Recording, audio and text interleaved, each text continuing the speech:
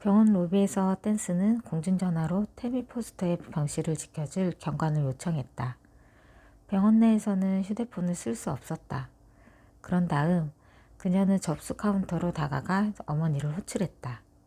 3분 후 평소와 같은 심장병동 간호사실이 아니라 집중치료실에서 나온 이디 댄스가 딸에게 다가왔다. 사건에 대해선 들었어. 여자아이를 트렁크에 가둬두고 도망쳤다지? 그 앤 지금 위에서 치료받고 있어.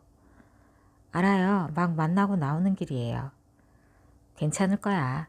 의사들도 그렇게 얘기했고. 오늘 아침 미팅은 어땠니? 댄스의 얼굴이 일그러졌다. 차질이 좀 생겼어요. 피고 측이 기소 면제 심리를 신청했어요. 놀랄 일도 아니잖니? 그녀의 어머니가 냉담하게 말했다. 이디 댄스는 주저없이 자신의 의견을 내놓는 타입이다. 이디도 용의자를 만난 적이 있었다. 나중에 용의자가 저지른 일들에 대해 듣고 나서는 몹시 분노했다. 항상 차분한 모습으로 옅은 미소를 흘리는 그녀에게서 분노의 빛을 감지하는 일은 어렵지 않았다. 절대 언성을 높이는 법이 없는 이디였지만 차가운 눈빛은 어떻게 해도 감춰지지 않았다. 댄스는 어렸을 때 이미 어머니를 통해 사람이 눈빛만으로 상대를 제압할 수 있다는 사실을 알게 됐다. 하지만 어니스트 세이볼드는 불도그보다 터프해요. 마이클은 어때? 이디 댄스는 항상 오니를 좋아했다. 잘했어요. 이번 사건을 같이 맡게 됐어요. 그녀는 어머니에게 도로변 십자가에 대해 들려주었다. 맙소사 케이티, 누군가가 죽기 전에 십자가로 메시지를 놓아두고 가버린다고? 댄스는 고개를 끄덕였다. 그녀 어머니의 시선은 자꾸만 유리창 밖으로 돌아갔다. 이디의 얼굴에 짙은 그림자가 드리워졌다. 정말 할 일 없는 사람들이야. 저 목사란 사람은 얼마 전에 황당한 연설을 하더라고. 지옥불이 어쩌고 하면서 말이야. 얼굴은 증오로 가득 차서는 정말 봐줄 수가 없을 정도였어. 후안의 부모님은 보셨어요? 이디 댄스는 화상 입은 형사의 가족을 위로하는 일에 각별히 신경을 써왔다. 특히 환자의 어머니를. 이디는 후안 밀러에게 회복 가능성이 없다는 사실은 진작 알았다. 그럼에도 충격으로 혼란스러워하는 부부에게 희망을 주기 위해 애썼다.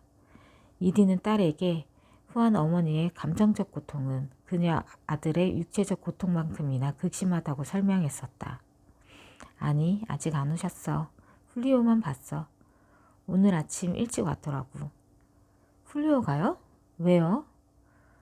동생이 유품을 챙기러 왔는지도 모르지. 나도 모르겠어. 이디가 말끝을 흐렸다. 그냥 후안이 누워있었던 침대를 멍하니 쳐다보고만 있더라고. 심리는 아직 없었고요. 윤리위원회가 조사 중이야.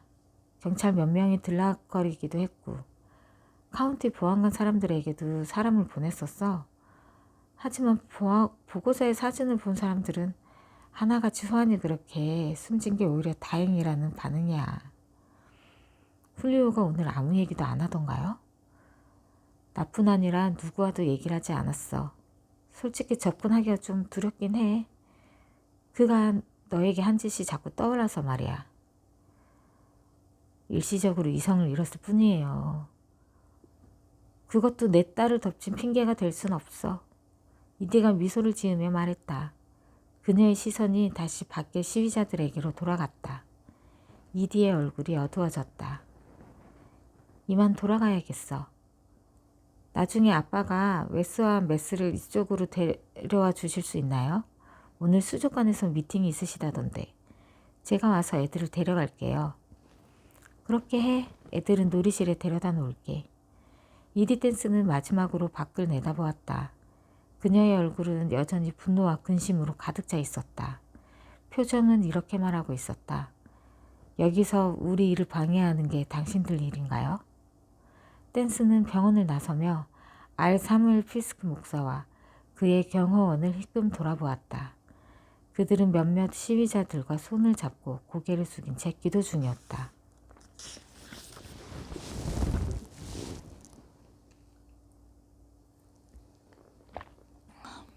태미의 컴퓨터.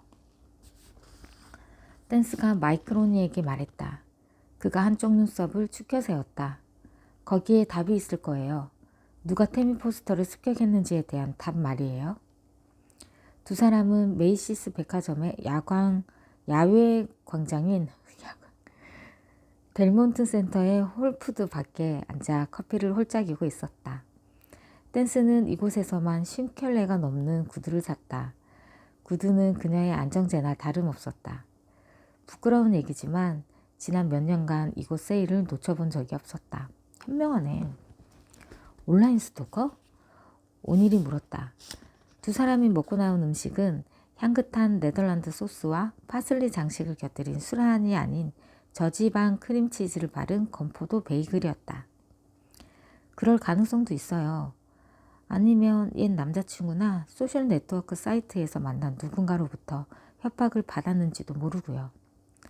하지만 중요한 건 태미가 범인의 정체를 알고 있다는 사실이에요.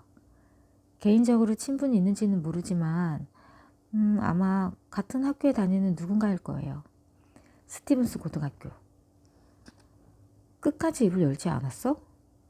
네, 계속 라틴계 비행 청소년들이라고만 주장하더라고요. 오닐이 웃음을 터뜨렸다. 허위로 보험금을 청구하는 이들 중 대부분은 마스크를 쓴 라틴계 남자에게 보석 가게를 털렸다든지 마스크를 쓴 흑인 남자 2명이 총을 겨누고 롤렉스 시계를 빼앗아 갔다는 식의 주장을 펼친다.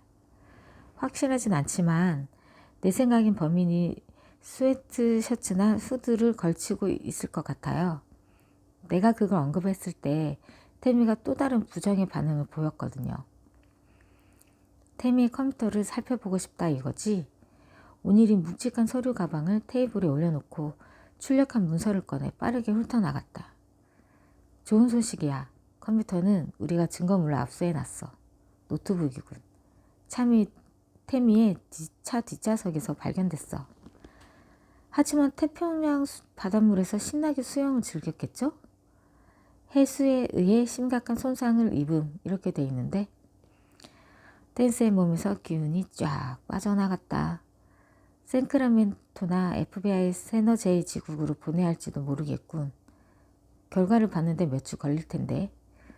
두 사람은 한동안 기둥에 걸어놓은 화초로 날아든 용감한 벌새들을 지켜보았다. 오닐이 입을 열었다.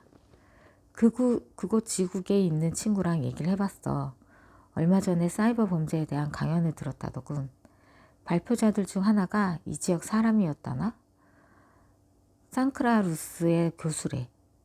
캘리포니아 대학 말인가요? 맞아. 댄스의 모교였다. 꽤 능력 있는 사람이라고 하더군. 컴퓨터 관련해서 도움이 필요하면 언제든 연락하라고 했나봐. 그 사람 배경은요? 실리콘밸리 출신이란 거 외엔 아는 게 없어. 마음은 편하겠군요. 학교에선 기품이 꺼질 일은 없을 테니까요. 그 친구를 한번 알아볼까? 그래주면 고맙죠. 오닐이 서류 가방에서 명함을 꺼냈다. 가방은 그의 보트만큼이나 깔끔하게 정리되어 있었다. 오닐은 명함에 적힌 번호로 전화를 걸었다.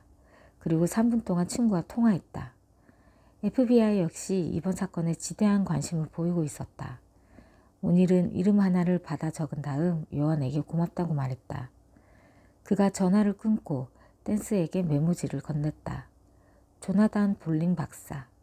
그 밑에는 전화번호가 적혀 있었다. 뭐 손해볼 건 없겠죠. 노트북은 누가 가지고 있죠? 우리 증거물 로커에 보관돼 있어.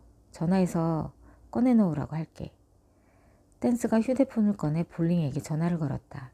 자동응답기가 나와서 메시지를 남겨놓았다. 그녀는 계속해서 오닐에게 태미에 대해 들려주었다.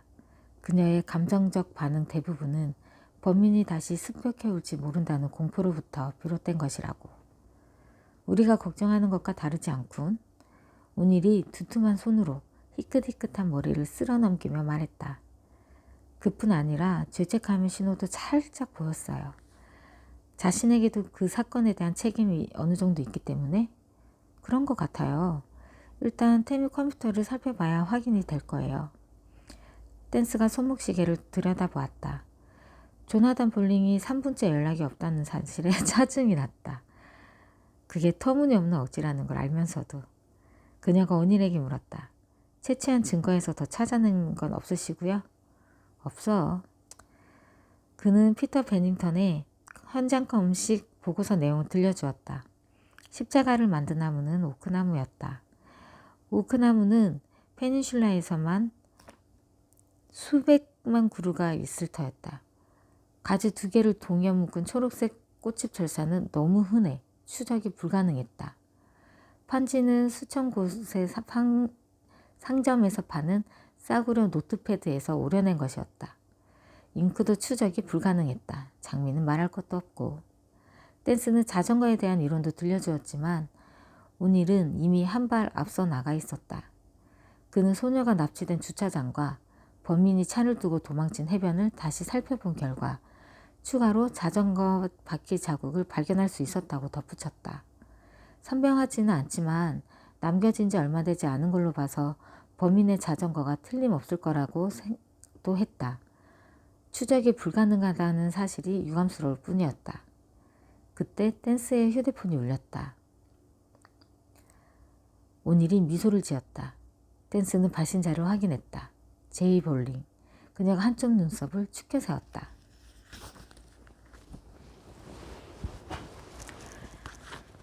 집 뒤편에서 들려온 딱 소리가 오래 묵은 공포를 깨웠다. 그녀는 누군가가 자신을 지켜보고 있는 것 같은 기분을 느꼈다. 쇼핑몰이나 해변에서 받은 시선의 느낌과는 달랐다. 그녀는 아이들이나 변태들의 곁눈질을 두려워하지 않았다. 아이들의 시선에는 으슥해졌고 변태들의 시선에는 짜증이 났다. 켈리 모건을 두렵게 하는 것은 그녀의 침실 창밖에서 자신을 지켜보고 있는 무언가였다. 딱. 오씨. 2번째 소리. 침실 책상에 앉은 켈리의 몸이 바르르 떨렸다. 피부가 따끔거릴 정도였다. 컴퓨터 키보드를 두드리던 손가락은 바짝 얼어붙었다. 밖을 내다봐. 아니야, 그러지 마. 빌어먹을. 넌 17살이나 먹었잖아. 애같이 왜 이래? 켈리는 용기를 내서 창밖으로 시선을 돌려보았다. 초록색과 갈색을 띤 숲의 바위, 그리고 모래 위로 회색 하늘이 펼쳐져 있었다. 사람은 보이지도 않았다. 기분 나쁜 그 무엇도 보이지 않았다. 아무것도 아니야. 날씬한 체구와 숱 많은 흑갈색 머리를 가진 켈리는 오늘 가을에 고등학교 졸업반으로 올라갈 예정이었다. 또 운전면허증이 있었고 메버릭 비치에서 서핑을 즐겼다. 18번째 생일 때는 남자친구와 스카이 다이빙을 할 작정이었다. 켈리 모건은 쉽게 겁을 먹는 타입이 아니었다. 하지만 두려워하는 게 딱 하나 있었다. 창문. 켈리는 어릴 적부터 창문에 대한 공포에 시달렸다. 9살인가 10살 때였을 때도 그녀는 지금 집에 살았다. 비싼 홈 디자인 잡지들을 꼼꼼히 훑던 켈리의 어머니는 현대식으로 지은 집의 매끈한 선이 망가진다며 집의 모든 커튼을 떼어버렸다. 와우. 대수로운 일은 아니었다. 문제는 켈리가 텔레비전에서 무시무시한 살인과 괴물들을 너무 많이 봤다는 것이었다. 컴퓨터 그래픽으로 만든 괴물들이 오두막 창문 안을 들여다보며 침실의 사람들을 기겁하게 만드는 장면들. 아, 싫다 진짜. 허접한 컴퓨터 그래픽이었고 실제로 그런 일들이 존재한다고 믿지도 않았지만 두려움은 사그라들지 않았다. 문제의 텔레비전 쇼는 그렇게 진한 공포를 아로새겼다. 그 후로 켈리는 잠자리에 들 때마다 담요 속에 몸을 꽁꽁 숨겨놓는 습관을 갖게 됐다. 아무리 더워도 담요 밖으로 절대 얼굴을 내놓지 않았다. 언제 무엇이 창문을 넘어올지 몰랐기 때문이다. 좀비, 유령, 흡혈귀, 늑대인간이 실제하지 않는다는 건 켈리도 알고 있었다. 하지만 스테파니 메이어의 트와일라이트를 읽고 나니 잠잠하던 공포가 다시 엄습해왔다. 스티븐 킹? 그 작가 책은 꿈도 꾸지 못한다. 더 이상 부모님의 괴상한 결정에 따르지 않아도 될 나이가 됐을 때 켈리는 홈디포에서 커튼을 사와 직접 자신의 침실 창문에 걸어놓았다. 어머니의 취향 따위는 전혀 중요하지 않았다. 날이 저물면 켈리는 가장 먼저 커튼부터 들이었다. 하지만 해가 지지 않은 지금은 커튼이 활짝 걷혀 있었다. 희미한 빛과 서늘한 여름바람이 기분 좋게 스며들어왔다. 또 한 번 딱 소리가 들려왔다. 아까보다 가까운 곳에서. 머릿속에서 각인된 텔레비전 쇼에 빌어먹을 괴물 이미지와 혈관에 주입된 공포는 아무리 세월이 흘러도 흐려지지 않았다. 창밖에서 안을 들여다보는 섬뜩한 설인들. 켈리 모건은 속이 울렁거리기 시작했다. 액상 다이어트를 포기하고 일반 음식으로 돌아왔을 때의 기분과도 다르지 않았다. 딱. 켈리는 용기를 내어 다시 돌아보았다. 텅 빈 창문이 아가리를 떡 벌리고 있었다. 이제 그만. 그녀는 모니터로 시선을 돌리고 아우어 월드 소셜 네트워크 사이트에 올라온 댓글을 훑어보았다. 어젯밤 습격을 받고 죽을 뻔한 스티븐스 고등학교의 템이라는 학생에 대한 글이었다. 세상에, 사람을 트렁크에 가둬놓고 도망쳐버리다니. 사람들은 태미가 강간이나 추행을 당했을 거라고 입을 모았다. 올라온 포스터들 대부분은 동정적인 내용이었다. 하지만 가끔 짓궂고 잔인한 내용도 보였다. 그럴 때마다 켈리는 화가 치밀어 올랐다. 켈리는 그런 포스트 하나를 읽어 내려갔다. 태미가 무사하니 그건 다행이지. 하지만 이 말 한마디는 해야겠어. 난 그게 자업자득이라고 생각해. 누가 80년대 창녀처럼 하고 돌아다니랬나 뭐. 눈을 아이라이너로 떡칠해 놓은 것도 그렇고 대체 그런 옷은 다 어디서 사오는 거지? 그런 차림으로 다니면 남자들이 어떻게 나올지 몰랐나? 아론. 켈리는 곧바로 댓글을 달았다. 맙소사. 어떻게 그런 소리를 할 수 있지? 하마터면 죽을 뻔한 아이라고. 그리고 태미가 강간을 당하고 싶어서 일부러 그런 차림으로 다녔다고? 제정신을 하는 소리야? 제발 부끄러운 줄 알아. 켈리는 상대가 어떤 댓글을 달아놓을까 궁금했다. 켈리가 모니터 앞으로 몸을 기울이려는데 밖에서 다시 딱 소리가 들려왔다. 더는 못 참아. 켈리는 큰 소리로 말했다. 벌떡 일어난 켈리는 창가로 가지 않았다. 대신 침실을 나와 주방으로 들어갔다. 주방 창문을 통해 밖을 내다보았다. 아무것도 보이지 않았다. 아닌가? 집 뒤편 덤불 사이로 보이는 협곡에 들어와진 그림자일 뿐인가? 집에는 켈리뿐이었다. 부모님은 일터에 있었고 동생은 훈련장에 나가 있었다.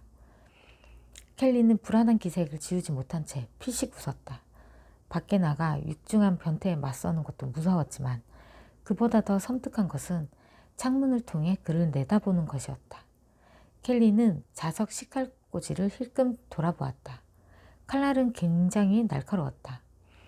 켈리는 잠시 고민에 빠졌지만 결국 무기를 뽑아 들지 않았다. 대신 꺼내든 아이폰을 귀에 댄 채 밖으로 걸어 나갔다. 안녕 지니. 그래, 밖에서 무슨 소리가 들려서 말이야. 나가서 먼저 확인해 보려고.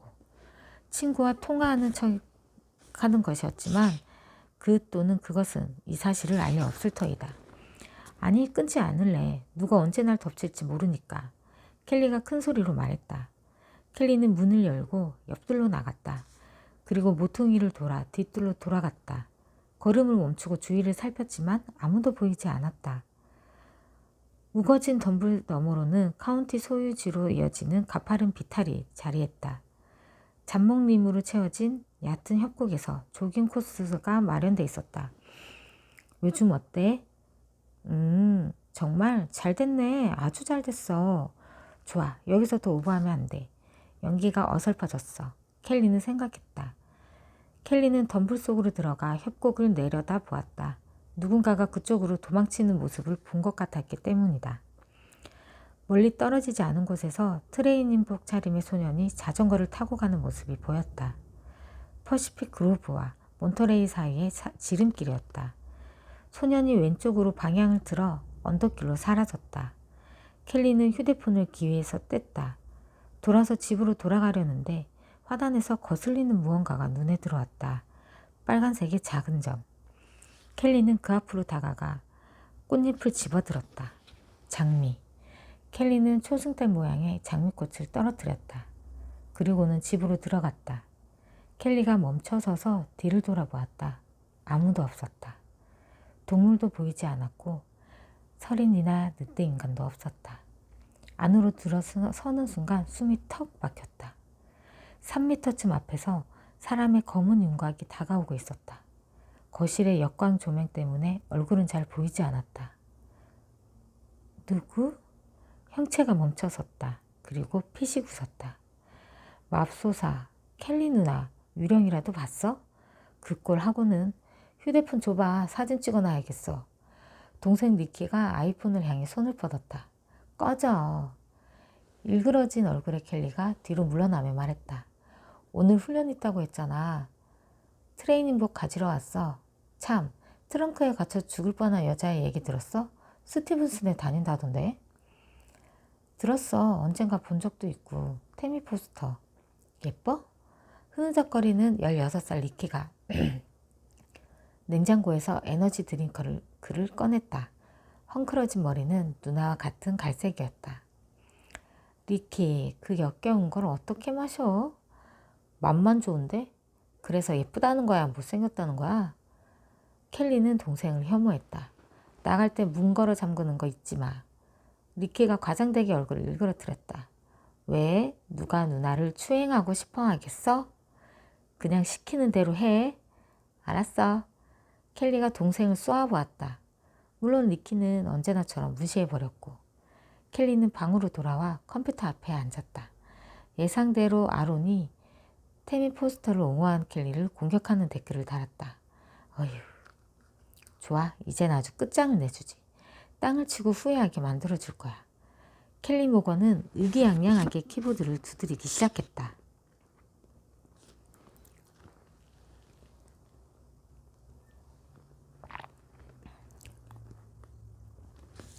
조나단 볼링 교수는 40대로 보였다.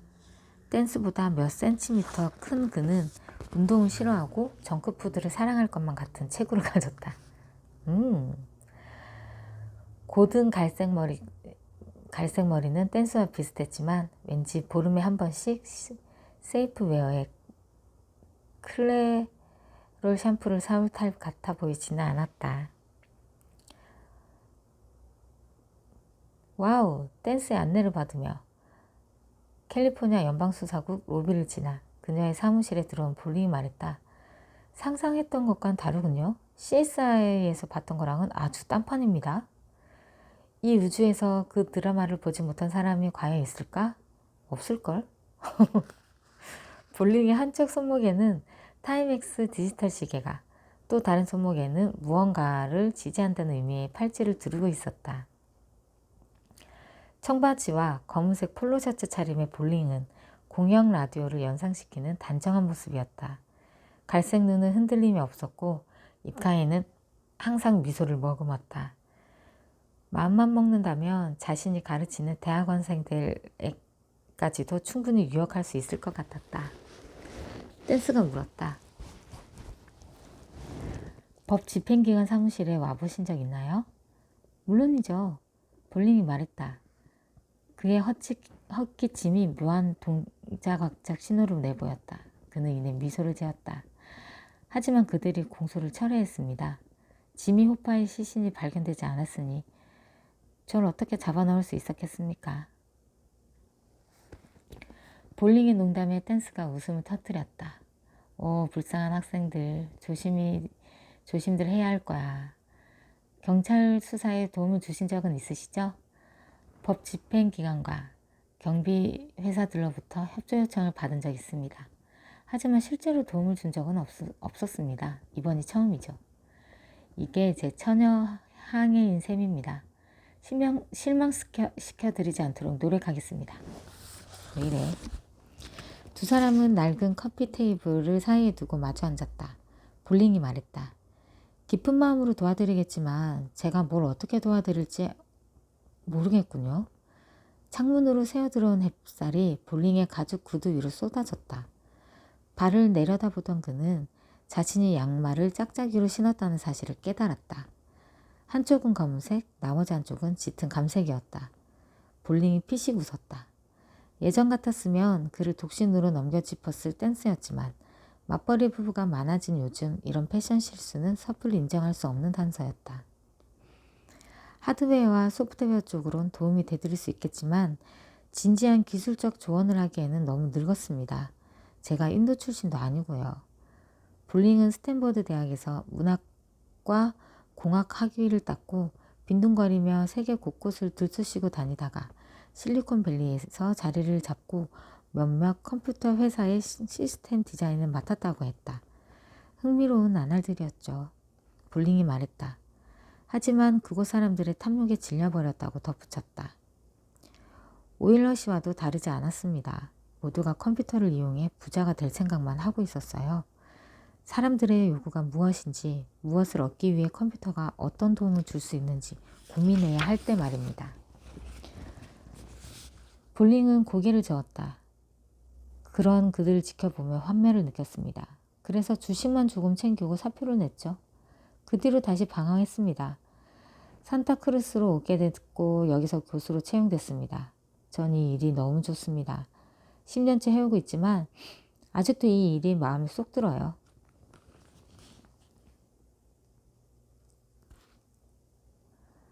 댄스도 기자로 활동하다가 그가 가르치는 대학으로 돌아가 커뮤니케이션과 심리학을 공부한 사연을 들려주었다. 두 사람이 학교에서 보낸 시간이 살짝 겹치긴 했지만 둘 다 아는 사람은 없었다. 볼링은 계속해서 자신의 기술적 재능에 대해 겸손한 모습을 보였는데 댄스는 그 부분이 조금 아쉬웠다. 그는 똑똑했고 무엇보다 즉석에서 협조 요청에 응할 만큼 의욕이 차 있었다. 당연히 도움은 되겠지만 태미 포스터의 컴퓨터를 들여다보기 위해서는 이론보다 실기에 능통한 사람이 절실하게 필요했다. 댄스는 그가 적절한 기술자를 추천하기를 바랐다.